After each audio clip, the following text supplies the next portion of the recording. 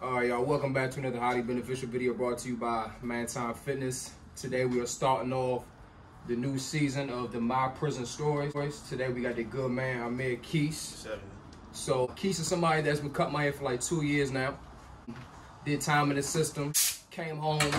Today he's here to tell you guys how prison really was, you know. So tell us about yourself, Quise. I'm Quise. 27. Went to prison when I was 16. I went to prison when I was 17, correction. I came home 13 days for my 25th birthday. You came home like right after me, I think. Yeah, I came home July 17th, 2019. What I pleaded guilty to was first degree assault with a deadly weapon, armed robbery and possession of a firearm and commission of a felony. Okay. I received a 20-year. Well, I was supposed to receive a 20-year sentence total. The judge gave me three 20-year sentences instead. So they gave me the youth program. So I went down to Kentucky youth program. Found out I had an illegal sentence. Mashallah. So I went back and got a correction of an illegal sentence in 2014. I think 2014 or 2015. Corrected my sentence, gave me one 20-year sentence, suspended all but 15. A long way back. Until, how much time did you already had in by the time you realized that your sentence was illegal? I had like 3 years in, almost 4 years in. What was going through your mind? Because you say you had a 20-year sentence? I had 3 20-year sentences. So you had consecutively? Yeah. So you basically would have had 60 years in by the time you would have went home. What was your mindset up until like year 2, year 3? Like what time was you on? I was wild. Like I ain't had no. To be honest, I didn't have no mindset. Like it wasn't no clear picture in my head. My mindset was like, I'm in prison. You don't care about your release date. I'm young. I ain't letting nobody play with me. Yeah. It just is what it is. When they let me go, they let me go. Yeah. It really took a couple of the good older brothers to really get my ear and kind of like let me know, like, and I'm not even talking about the Muslims, even the Catholics. Just letting me know, like, this not what you want. Like, this not the mindset you need to have. Like, Okay. Yeah, basically let me know, like, this not the mindset you need to have. Like, man, you need to figure out what's going on. Like, see if it's something that you can do. I thought because I took a cop that it was nothing that I could do. Right. So that's how I kind of found out about the ineffective. Most cases that's true though, right? Yeah. Yeah. That's how I found out about the ineffective assistant counselor and all the things of that nature. And that's how I was able to find out that I had an illegal sentence. And that's the part they don't tell you about. They don't tell you about that part. You get hit with them football numbers and you think it's just your life is over with. Never give up. Keep that foot on their neck. Do your research. Fight your case. Ain't nobody gonna fight your case like you is. I don't care what type of lawyer you got. Cochran firm or not. David Simpson or not. Ain't nobody gonna want to come home like you want to come home. So once you found out that you had an illegal sentence, you got the sentence corrected, you went back for modification? Okay, so after that, did your mindset switch at all, or was you just basically, you know, on the same time? I clicked in the mind of like, all right, now I'm going home one day. Exactly. Now when I don't know, but now I'm going home one day. So now it was on like time of like, I know myself. I was learning myself. You know, I went to jail young, so I always stress and tell people like I grew up kind of differently. Like I had to really take the time to find out who I was. You feel me? Like, so when I found myself, and I know myself. I know that my pros, I know my cons better than anybody else. So with that being said, I knew that when I got released, working a regular job wouldn't be something that I'd be good at. One, I like to have my own time, move at my own schedule. You feel me? And then I had become accustomed to living in prison. So it's like you want a time schedule in there. I'm on my own time in there. Yeah. So one of the time I had came off lockup, and good homie of mine was like, man, he wanted me to do something. I'm like, what? I'm down for Tucson at this time. He like, man, I want you to take the barber class. So I'm like, man, I ain't about to take no barber class. But it dawned on me, like, when I was young, that's who always had all the money. See a barber, see the barber, they pull out a pocket full of money, like, they next to the hustlers. Like, that's who I seen with the money, like. So, you know what I'm saying? Just because, like, these my old heads, it's like, almost like telling your grandfather no or something, like, these my old heads, so I took the class and I just turned out, I just liked it.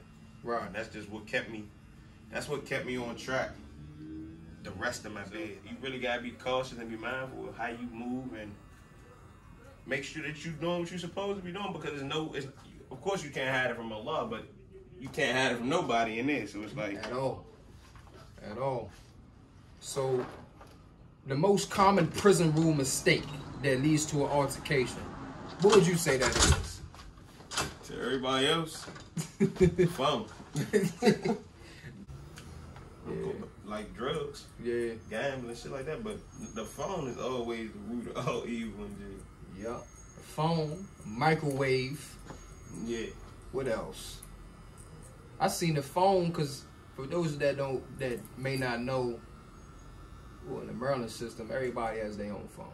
I don't know how it is anywhere else. So, say if you're on a tier that is primarily BGF, right? They may have 2 out of the 6 phones, right? So that may leave the other 4 phones to 4 other groups or parties or gangs. So, say if somebody that is an Hispanic picks up a phone, or a white boy picks up the phone, or myself picks up a phone that doesn't, quote unquote, belong to me, that can lead to an altercation. That's one of the most common things that leads to. But see, I also say it depends on who you are. Like, that is because true. That's true too. Like, you know what I'm saying? I can use myself for one example. Like, my time in prison was different from a lot of people's time in prison. I've been in some of the most violent prisons in the state of Maryland, but my time was different. Like, everybody showed me love. So it's like, one thing about prison, like, man respect man. So when you carry yourself in accordance with as a man, see, the thing is, it's a thin line between fear and respect, and I always stress that with people. And I learned that, like, when a person respects you, disrespect isn't what they take, number one. That's not always the first thing that's received. Like, that's not the first thing received. So a lot of times, yeah, you got people who do things in a disrespectful manner. If I know I'm trying to get on the phone, one thing I'm never going to allow nobody to tell me I can't get on the phone. That's not going to happen. But knowing and understanding prison politics and all of these things of that nature, if it's a phone open and I'm trying to get on it, I'm going to get on it. But I'm going to let whoever phone this is, or whoever supposed to be in charge of this phone, I'm going to let them know, like, look, I'm about to get on here right quick.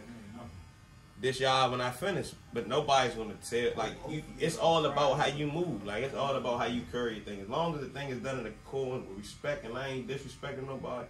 Because when you're a person who like with me, like I said, I went to prison real young. So a lot of anybody who's been to prison young, know when you go to prison young and you're a solid dude. You're not, you know what I'm saying, a clown, wild dude. A lot of the older dudes gravitate towards you. When a lot of the older dudes gravitate towards you, you find yourself in these crowds of people with, he got 100 years, he got life, he got double life, he got, you know what I'm saying? Like, and they been in jail 40 and 50 years, so they done developed these reputations where it's like, they cool, so they teach you how to move in prison cool now. You ain't gotta be on the rah-rah stuff. So once you get to that point, it's kind of like a situation where, like, okay, everybody know who you are. Yeah. They know if it come down to it, you gonna work. It's nothing to prove. But you ain't got nothing to prove. So I'm getting on this fucking phone. Or, you know what I'm saying? None of that. Like, it's not that. It's just like, look, man, I'm about to get on here. Whoever after me, after me. Like, it's just crazy. Like, so I seen the phone cause a lot of friction. Yeah.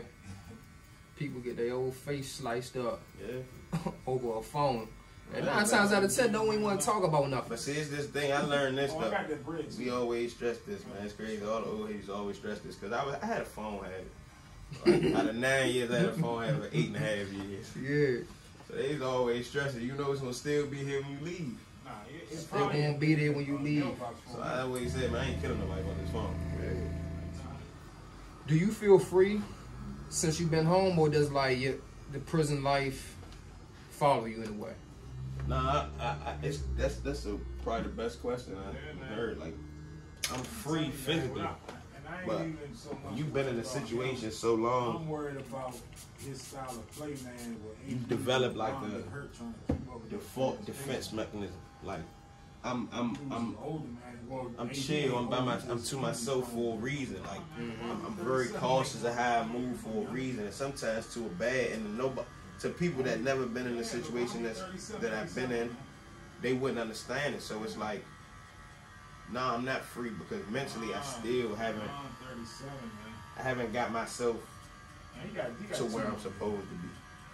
You know what I'm saying? Like, mentally I'm behind. I mean, not behind, but it's just like I'm a little bit different from everybody else.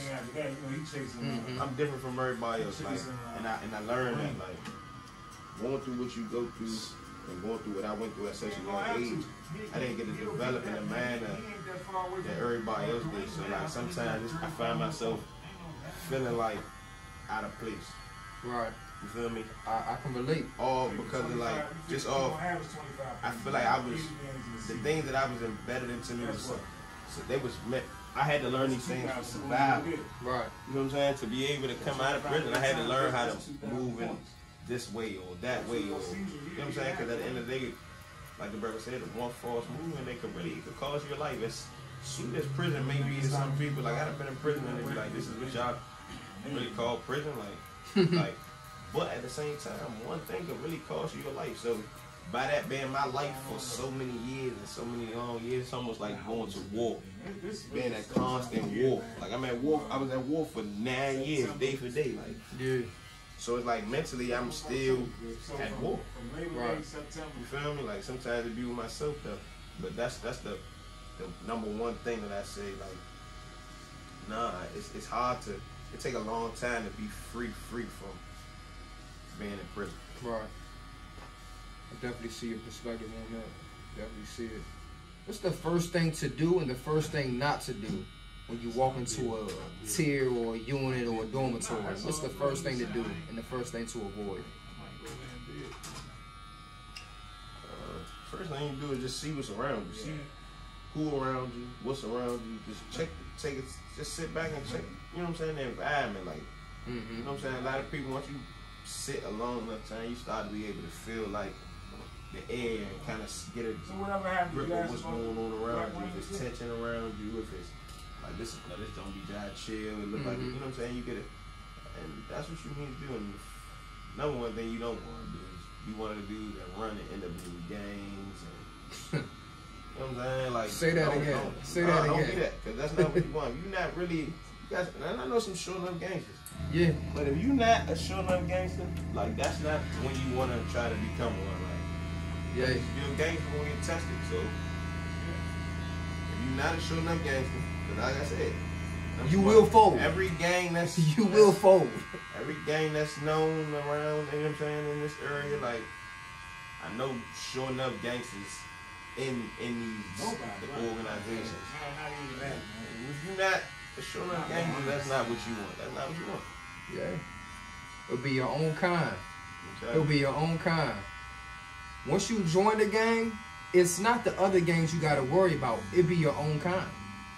I'm telling you, and I'm pretty sure Quise can vouch for that. So I'm a baller, man. Okay. Clearly. Alhamdulillah. Where can the people find you at? On social media? You can find me at Mobish, Cuttz, 2 T's and a Z. I'm gonna find me on the Cut app, Mobish Cuttz, located at 636 Main Street. I'm in Laurel, Maryland. Okay. I'm gonna put that in the description. Y'all make sure y'all come and check my man out. Good Muslim brother, right here in Laurel, right off 216 Main Street, right here on the corner. Not hard to find. Is there anything as far as, what do you say? Any message out there to the youngins that maybe in the streets that never went to prison, but they on their way to prison based off their lifestyle. Man, it's crazy that you asked me that, man. I got a brief little story. So, the other day I'm going to the gas station. Pull up to the gas station. Police got a little younger than handcuffs. So I see the little dude all the time at the gas station. You know, always ask me to pump my gas. You know, they look at my car. They like my car guy. I mean, So, saying, but long story short, I get out the car. It could be that. Claim the little boy is my little brother, so that I can ask the police what's going on. Yeah. You know what I mean? Police telling me that they trying to lock him up for vandalism. It is a lot of people. Now, I know people look at vandalism like, all right, that ain't nothing. It ain't. But the little boy crying. You see the fear in his eye. He's 16, 17 years old, right? You can see the fear in his eye that he really scared to go to jail. It's not what he getting locked up for. He's scared to go to jail. Like, because jail ain't what everybody think it is. Like, jail, going to jail don't make you no gangster, like, at all. It's what happens after jail that really set the story and show who you really are, what you do in jail. But I said that to say this, like, just, youngin' out here, he living, he thugging. I see him all the time, he thugging. But the fact that when it's the thugging about to end, about to go where the thugs at, the crime, the fear, like, it's real, like, it's real. Like, I tell all the little homies all the time, like, bro, you don't gotta be a gangster. It's okay to be cool. Like, a lot of gangster dudes that you heard was gangsters, if you really sit back and ask them what they doing now, they not trying to be gangsters no more. They trying to be rich. You know what I'm saying? They trying to live a good life. Like, they not trying to do no more gangster stuff. Like, the gangster stuff is overrated. It's overrated because the everybody keeps saying old law and old law. It's only one law. It's just dudes not abiding by it no more. Just dudes not abiding by it no more. So my best advice to the youngins, find something, stick to it. Stick to it. Don't be so deep to pull up in these crowds. And one thing about it, you want to be in the streets, I don't recommend it condone nobody reverting to the streets or going to the streets. But if you want to be in the streets, know how to move in the streets. Know the law that you supposed to be living by, because ain't no old law, no new law. It's one law. Yeah. So, y'all heard it here first. Amir, Quise, Mobish, Cuttz, 636 Main Street, Laurel, Maryland. All that's going to be in the description. Check my man out. Stop horse playing. If you like this video, share it, save it, subscribe it. Like I said, this is season 2 of the My Prison Stories. Episode 1. We're going to have more episodes coming soon, inshallah. Stay tuned. I'm out of here.